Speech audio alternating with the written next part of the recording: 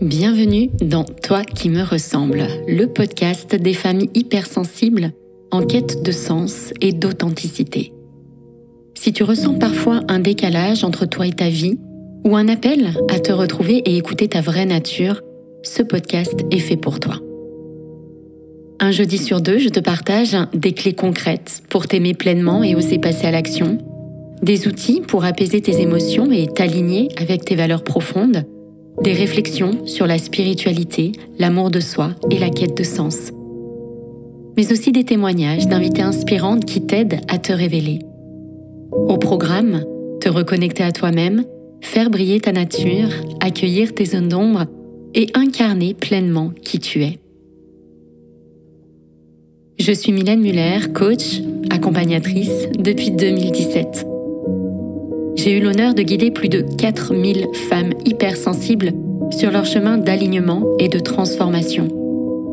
À travers ce podcast, je t'invite à un voyage intime et puissant pour te reconnecter à la femme unique, passionnante et inspirante que tu es. Et pour t'accompagner encore plus loin, chaque épisode est enrichi d'une fiche de coaching pratique à télécharger pour transformer tes prises de conscience en actions concrètes. Prête à créer la vie qui te ressemble ?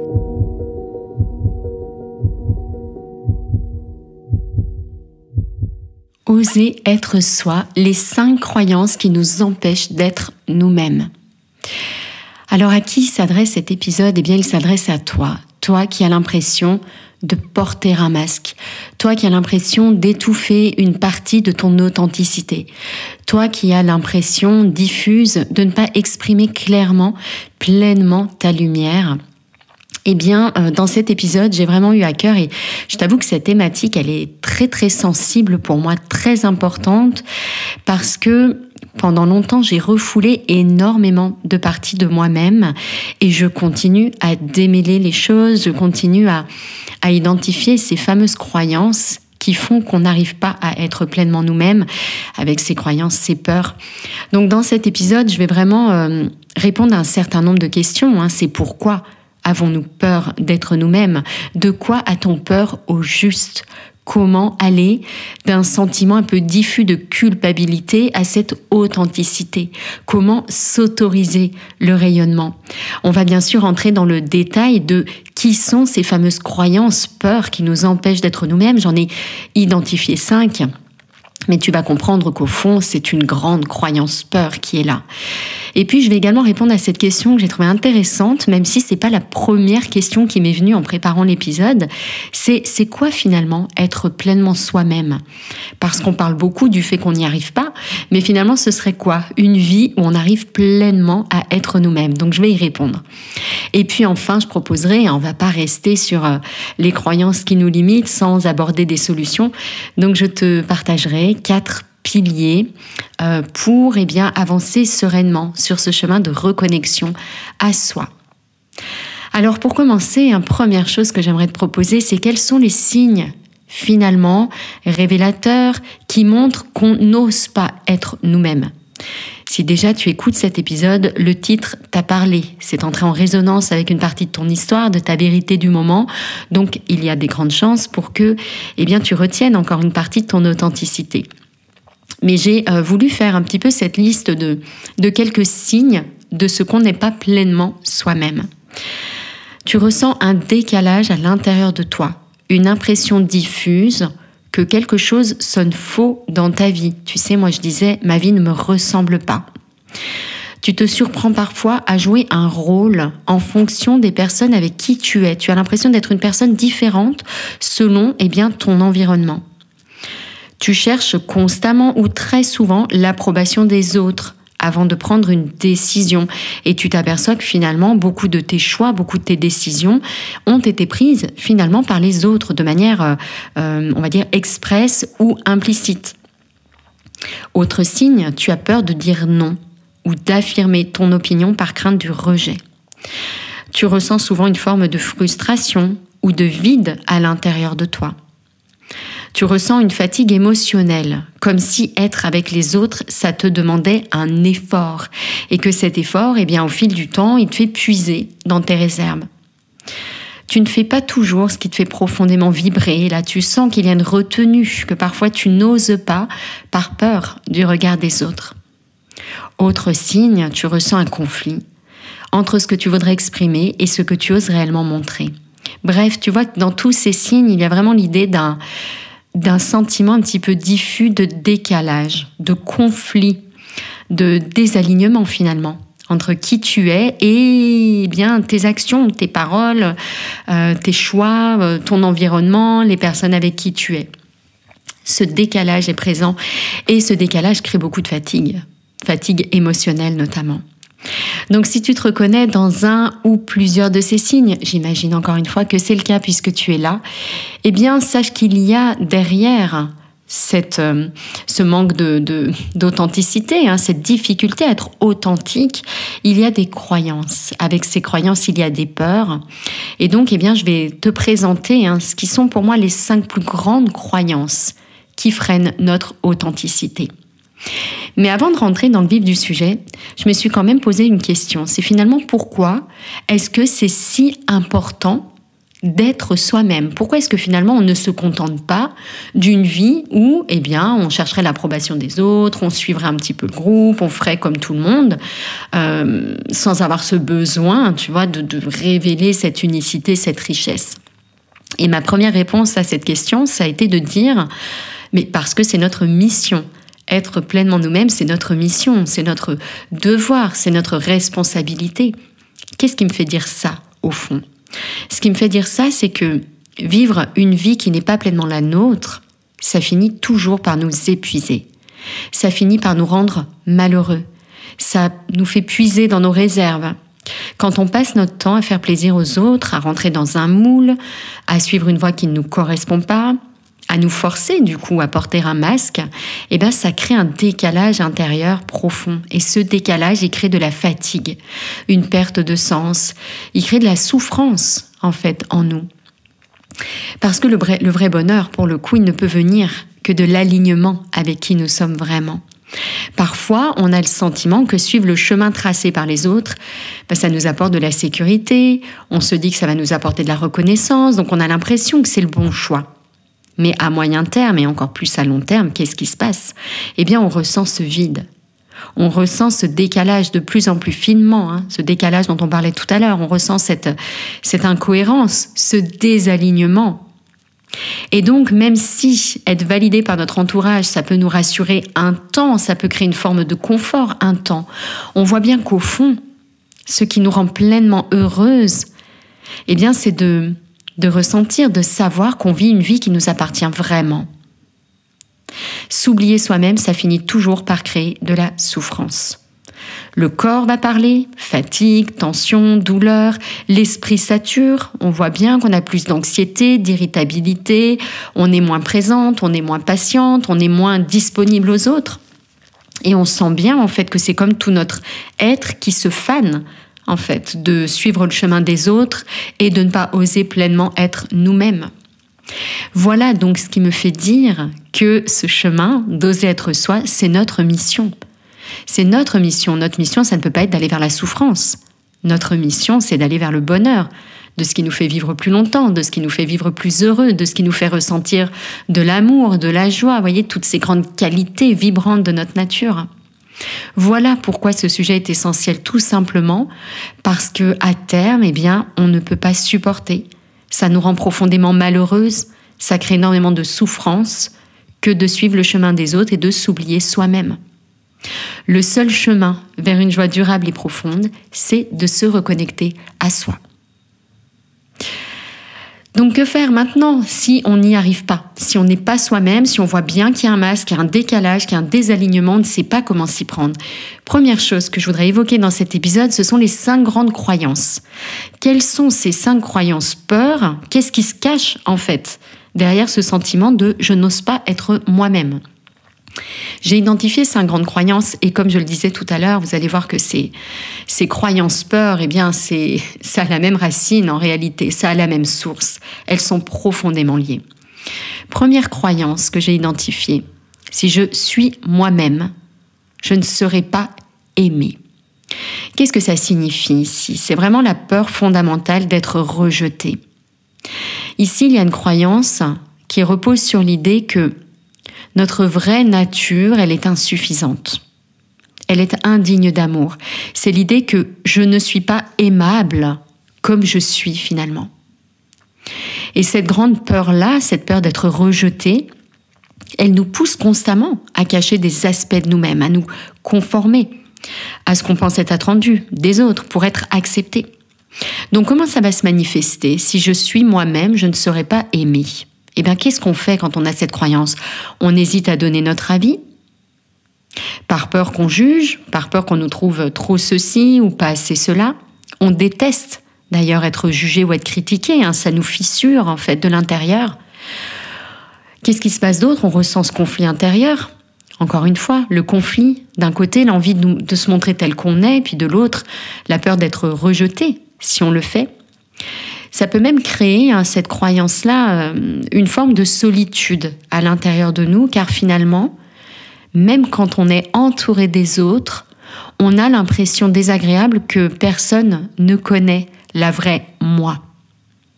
Tellement on est habitué à faire semblant, à retenir nos idées, à être approuvé, que finalement, on a l'impression que personne ne nous connaît vraiment. Et donc, cette première croyance, si je suis moi-même, je ne serai pas aimé, cette peur de ne pas être aimé pour qui l'on est, forcément, elle a un impact très très fort sur nos pensées, sur nos paroles, sur nos actions de tous les jours. Et donc, elle va nous amener à jouer un rôle en nous adaptant à notre environnement, aux personnes avec qui l'on est. Ça peut être aussi quelqu'un qui va s'empêcher de rire trop fort, qui va s'empêcher de s'habiller comme elle a envie de s'habiller, qui va s'empêcher de danser spontanément comme elle aurait aimé le faire par peur de se faire remarquer. Et tu vois, là, pendant que je te raconte ça, je pense vraiment à mes enfants. C'est un sujet que j'ai évoqué il n'y a pas longtemps et je vois déjà en eux cette peur qui est là. Si je suis moi-même, je ne serai pas aimée. Cette peur d'être jugée, d'être critiquée par les autres, qui les pousse à s'habiller comme les autres, exactement comme les autres, à ne pas vouloir sortir ne serait-ce qu'un tout petit peu du moule des autres. Elle est très très présente, cette croyance peur. Alors la deuxième croyance, et tu vas voir, elles sont très proches les unes des autres, je dois être comme les autres pour être acceptée. Donc la première, c'était si je suis moi-même, je ne serai pas aimée.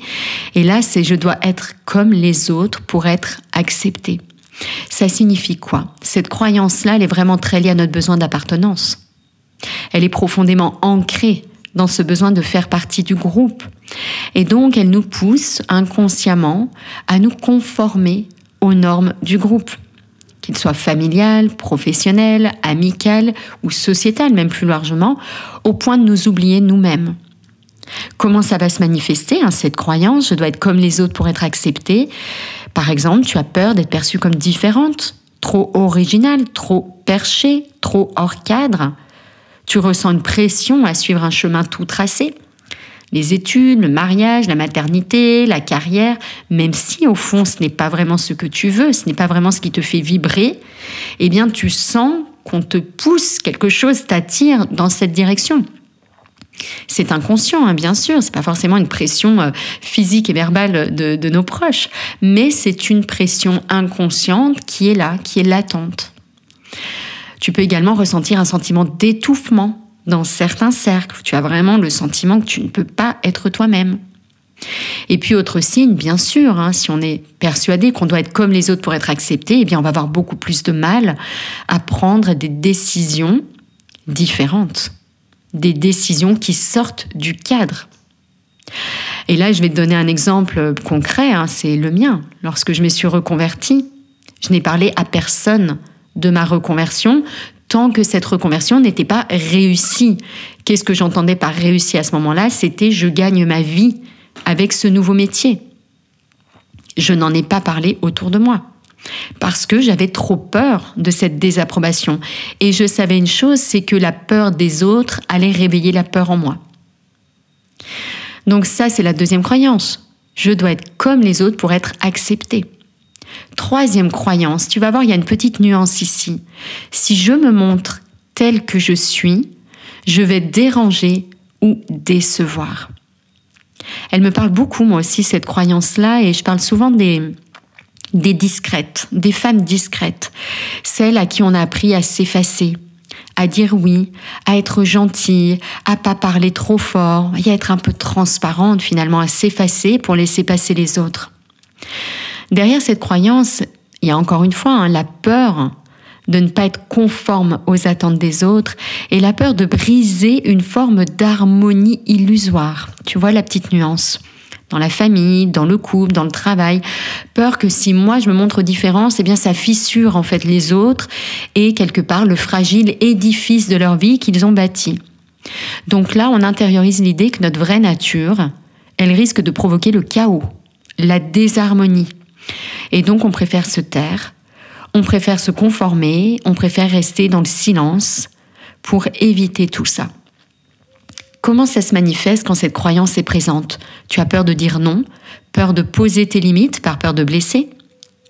Tu ressens un malaise quand tu penses différemment des autres, comme si tu devais te justifier, ça crée un inconfort en toi. Tu minimises tes besoins ou tes émotions pour éviter les conflits. Non, mais c'est bon, ça va aller, je gère. Tu ressens parfois une colère intérieure refoulée, car tu aimerais, au fond, pouvoir dire ce que tu penses vraiment, mais tu ne te l'autorises pas. De peur, encore une fois, de briser cette harmonie. J'ai énormément d'exemples concrets de femmes que j'accompagne qui n'osent pas. Elles n'osent pas dire qu'elles ont besoin de temps pour elles. Elles n'osent pas faire d'elles-mêmes leur priorité et prendre vraiment des rendez-vous seules ou pour se faire plaisir ou pour se détendre ou pour avoir du calme. Elles n'osent pas. Elles ont peur que l'entourage pense qu'elle est égoïste.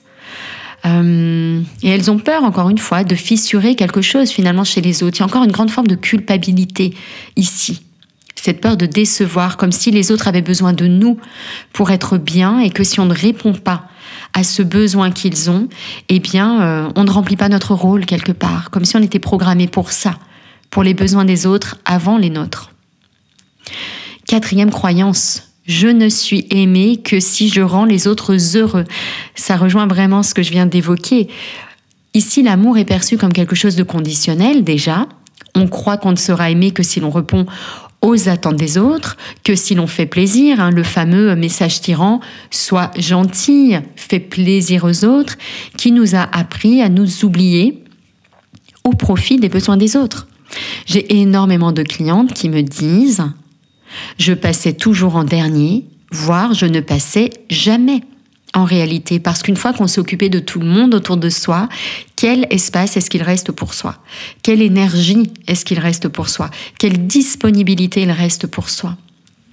Alors comment ça se manifeste ? Eh bien, dans cette croyance-là, je ne suis aimée que si je rends les autres heureux, tu ressens une pression constante à faire plaisir, à être gentille, à éviter les conflits à tout prix.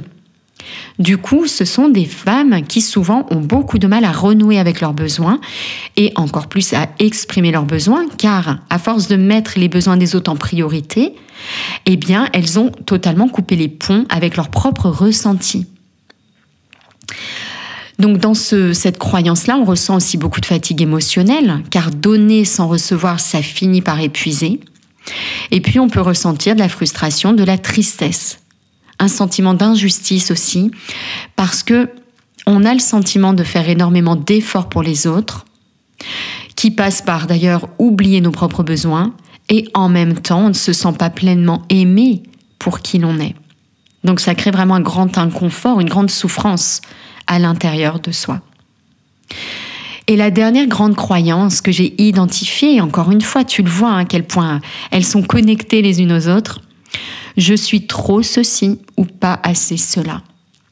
Qu'est-ce qu'il y a derrière cette croyance ? Il y a l'idée d'une auto-dévalorisation constante, comme si on était une erreur de la nature, comme si on n'était pas normal. On pense qu'on devrait être différente pour mériter l'amour et l'acceptation.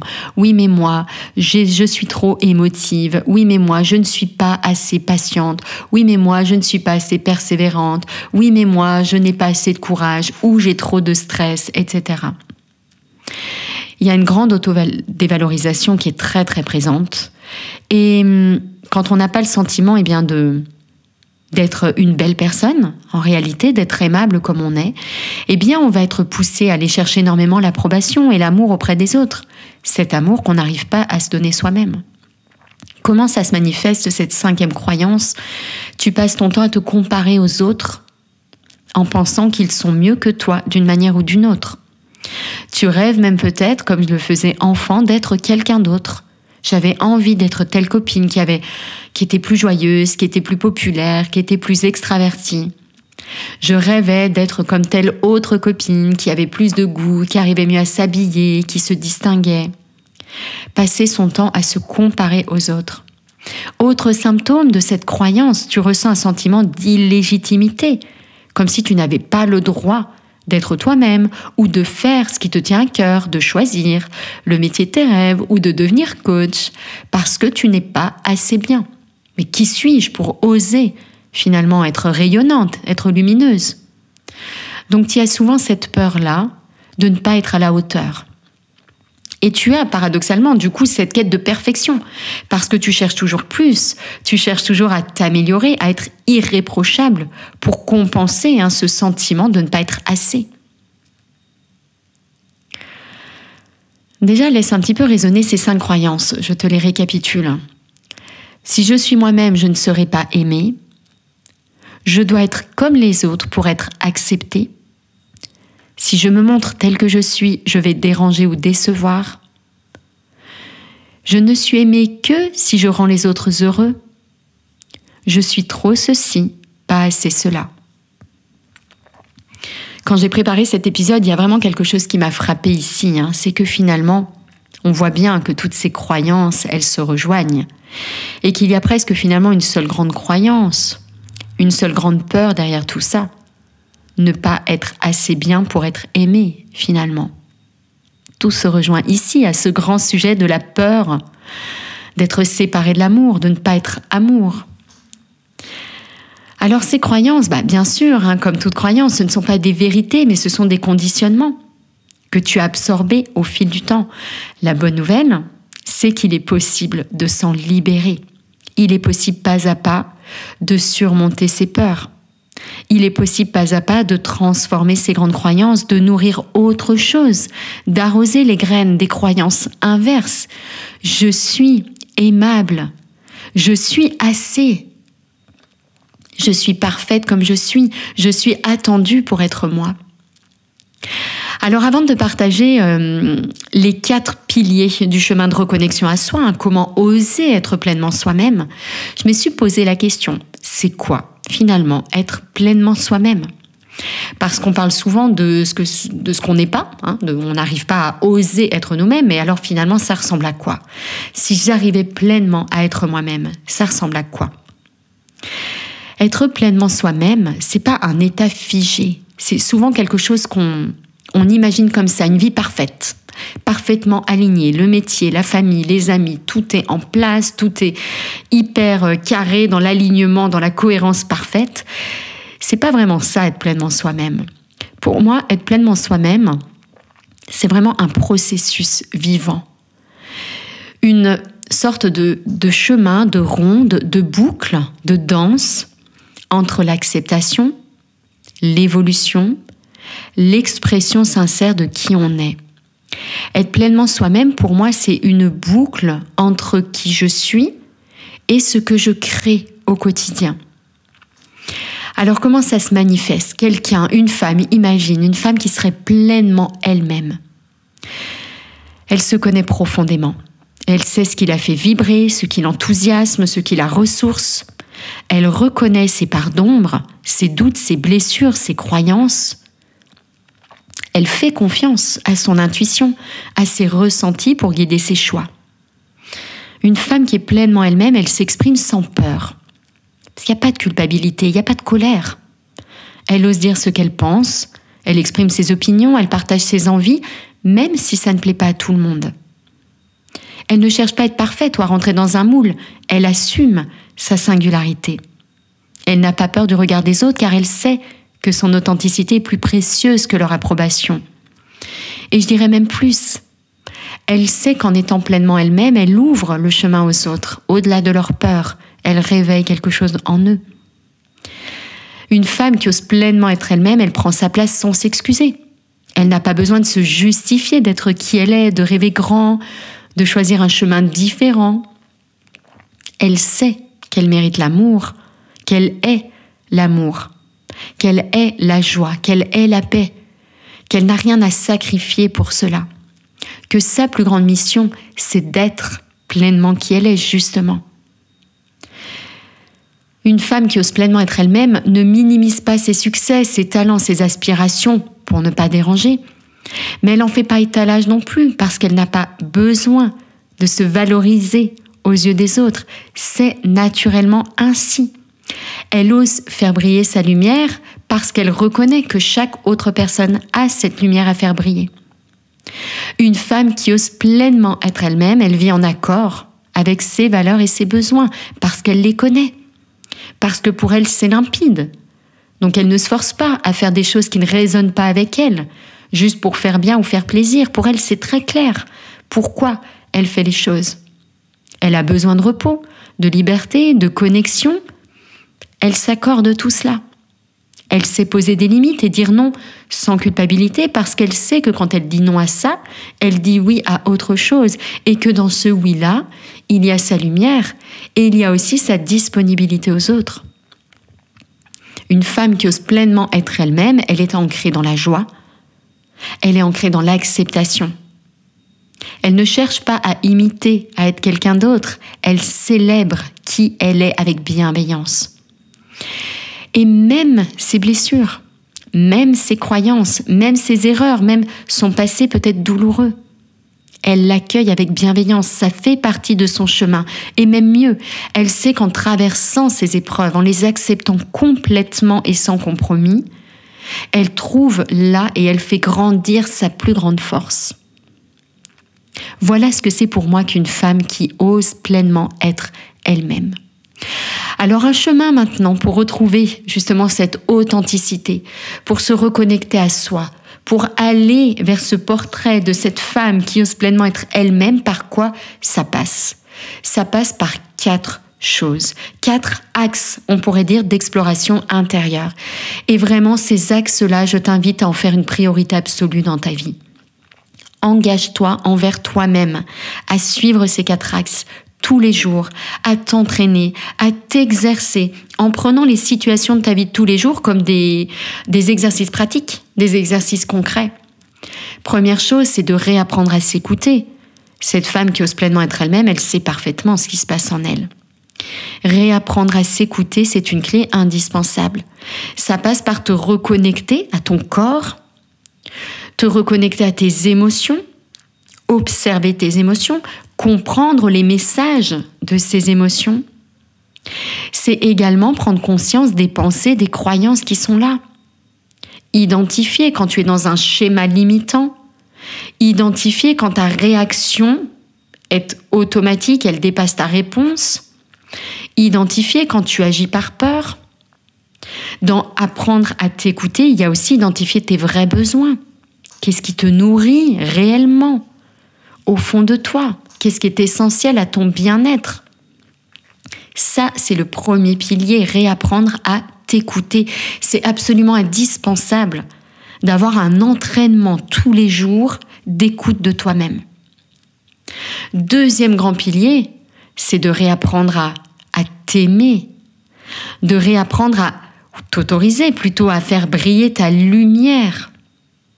Ici, qu'est-ce qu'il y a? Il y a arroser en toi les graines de croyances positives, prendre soin de ton dialogue intérieur, te parler avec bienveillance, retrouver la joie également, les grandes qualités de ta nature, l'amour, la joie, la paix, et bien retrouver ces qualités au quotidien, leur faire une place. Encore une fois, arroser les graines qui sont présentes, nourrir cette nature vibrante qui est ta nature. Donc faire des choses qui te font du bien, qui te rendent joyeuse. Apprendre aussi à honorer ton rythme naturel, à préserver ton énergie. Nourrir bien sûr un amour sincère pour celle que tu es. Ton corps, ton énergie, tes qualités aussi. Reconnaître tes qualités. Reconnaître ce qui te rend unique. Je vois tellement de femmes qui se disent « je n'ai pas de talent ». Tu as des forces, des qualités, des talents, tout un tas de choses, d'éléments qui te constituent et qui font ta richesse et ton unicité. Il est vraiment essentiel de réapprendre à aimer, à poser sur toi un regard d'amour pour voir que tu es cet amour. Troisième grand pilier vers ce chemin d'authenticité, ce chemin de libération de tous les poids. Le troisième grand axe, c'est justement accueillir les ombres et les peurs. Ça passe par identifier, mais ça ne suffit pas d'identifier. Il est essentiel déjà de reconnaître les peurs fondamentales qui sont présentes à l'intérieur de toi. Rejet, abandon, solitude, désapprobation. C'est essentiel d'identifier les peurs qui sont présentes, la peur de ne pas être aimé, et de reconnaître leur présence. Ensuite, c'est essentiel d'observer ce qui se joue. Il ne suffit pas de reconnaître et de dire « bon bah ça, j'en veux plus ». Non, il faut regarder dans les yeux. Regarder dans les yeux ces peurs. Regarder dans les yeux les croyances qui accompagnent les peurs. Je ne suis pas assez bien, je suis trop ceci, ils ne vont pas m'aimer si je ne fais pas comme eux. Vraiment observer comme une scientifique, tu vois, quelqu'un de neutre, d'extérieur, observer ce qui se passe en toi quand tu as peur, observer le lien entre les émotions et les pensées. Ensuite, il y a un travail d'acceptation. Lâcher prise. Ok, je reconnais cette croyance. Ok, je reconnais cette peur. Et comme parallèlement, on a cet autre pilier que j'ai évoqué, qui est de vibrer sa nature, de nourrir l'amour, d'arroser les graines d'amour, de force, de paix, de confiance, eh bien là, on va pouvoir lâcher prise parallèlement sur les peurs. On va pouvoir reconnaître leur présence, accueillir leur présence. Oui, ça fait partie de mon chemin. La peur, c'est mon chemin. Donc ça sert à rien de la critiquer, de la juger. C'est mon chemin, c'est mon expérience humaine que d'observer et d'accueillir ces peurs. Et puis le quatrième grand pilier de ce chemin vers l'authenticité, c'est d'oser agir. Parce que pour oser pleinement être toi-même, il y a de la réflexion, il y a de l'observation, il y a de l'acceptation, mais il y a aussi de l'action. On ne peut pas attendre d'être parfaitement aligné sans oser. Et oser, bien sûr, agir, passer à l'action, essayer des choses, tester, eh bien là, on va essayer des choses, on va s'éloigner un petit peu de son centre et puis on va apprendre des choses sur soi et on va pouvoir réajuster. C'est essentiel d'oser passer à l'action. C'est vraiment ce qui va t'aider à implémenter, à intégrer tes expériences de vie. Et donc, qu'est-ce qu'il y a ici dans ce oser agir ? Il y a prendre des petits engagements quotidiens pour être toi-même, des petites habitudes. Il y a aussi oser des choses, oser faire des choix du cœur plutôt que des choix de peur, oser réaliser tes projets, oser prendre aussi de grandes décisions, ne plus forcément attendre le bon moment, se donner la permission d'échouer, de recommencer, de se réajuster. Bref, il y a aussi vraiment, pour moi, c'est le quatrième grand pilier de cette reconnexion à soi, c'est d'oser agir. Ok, je suis pas sûre que ce choix de reconversion soit parfait. J'aimerais trouver le choix parfait. Et si en réalité, c'était justement en passant à l'action que j'allais identifier et que j'allais affiner. L'authenticité, elle va se construire dans le mouvement. Tant qu'on reste figé, prisonnière de la peur, prisonnière des doutes, en réalité, on alimente l'idée qu'on ne peut pas être soi. Chaque petit pas posé vers soi-même, il va créer de la clarté, il va créer de la confiance, il va créer du courage. Voilà ce chemin en 4 piliers que je t'invite vraiment à suivre pour oser pleinement être toi-même. Alors comment faire maintenant ce chemin ? Comment suivre ce chemin pas à pas ? C'est exactement le cœur du sujet du programme Expérience. Expérience, c'est un programme que j'anime depuis 2017. Il a accompagné plus de 4000 femmes sensibles à se reconnecter à elles-mêmes. Et dans ce programme, on va justement explorer ces 4 grands piliers. C'est d'ailleurs le cœur de la boussole de l'alignement, qui est un outil que j'ai conçu. Premier pilier, apprendre à s'écouter. Des petits exercices, des défis, pas à pas, 15 minutes par jour pour créer cet entraînement, cette routine, cette dynamique dans ta vie de tous les jours. Vibrer ta nature, la joie, l'amour, la paix, la confiance, la gratitude, la présence, faire vibrer tout ça en toi. Arroser les graines de tout cela. La troisième grande partie de ce programme expérience, c'est le troisième pilier, c'est accueillir tes zones d'ombre. Identifier les croyances, les peurs, les observer et lâcher prise. Pour faire une expérience fondamentale, c'est que derrière tes peurs se cachent tes plus grandes forces. Ou au cœur de tes peurs se cachent tes plus grandes forces. Et puis le quatrième grand pilier, eh bien, c'est d'oser agir, de libérer ce passage à l'action. Arrêter de mettre la pression sur les erreurs, le souci de perfection. Essayez, testez, expérimentez. Nous sommes de grandes élèves de la vie, des apprenantes éternelles de la vie. L'idée, c'est vraiment ce programme expérience, un pas à pas sur 6 mois, à raison de 15 minutes par jour. Des petits défis à chaque fois à relever pour retrouver ce chemin d'authenticité, sans y consacrer un temps fou parce que je sais que ce temps-là, tu ne l'as pas pour toi. Ça t'est difficile de le prendre aujourd'hui pour toi. Simplement 15 minutes par jour. Si ça résonne pour toi et que tu as envie d'aller plus loin, je vais te mettre dans le descriptif un lien vers une conférence qui te présente mon approche et qui te donne une offre spéciale pour rejoindre le programme Expérience. Voilà, je te mets ça dans le descriptif et n'oublie pas également ta fiche de coaching avec des exercices pour mettre en application tout de suite les enseignements de ce podcast parce qu'encore une fois, que l'idée résonne en toi, c'est très important, mais il est essentiel de faire suivre ses envies et ses aspirations d'action. C'est vraiment là qu'il va se passer quelque chose. C'est lorsque tu vas franchir ce fossé entre savoir et faire, entre faire et être, que là, l'information va réellement devenir transformation. Merci beaucoup pour ton écoute. À très bientôt. Merci d'avoir écouté ce podcast jusqu'au bout. J'espère qu'il t'a inspiré, touché et donné des clés pour tracer ton propre chemin. Si c'est le cas, voici comment tu peux soutenir toi qui me ressemble et m'aider à faire grandir cette belle communauté. Abonne-toi au podcast sur ta plateforme préférée pour ne manquer aucun épisode. Partage-le autour de toi ou sur tes réseaux. Laisse-moi 5 étoiles et un commentaire pour me dire ce que tu as aimé. Ça compte énormément et aide beaucoup d'autres femmes comme toi à découvrir le podcast. On se retrouve dans 2 semaines pour le prochain épisode et d'ici là, prends soin de toi.